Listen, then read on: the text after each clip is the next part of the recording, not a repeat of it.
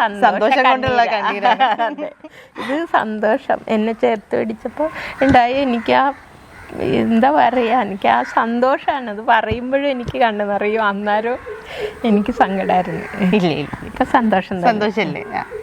ഒരുപാട് സന്തോഷം. സാരമില്ല, എല്ലാം നമുക്ക് എന്താ സന്തോഷം കൊണ്ടാണ് ഇവർ രണ്ടുപേരും ഇപ്പൊ കണ്ണു നിറഞ്ഞുകൊണ്ടിരിക്കുന്നത്.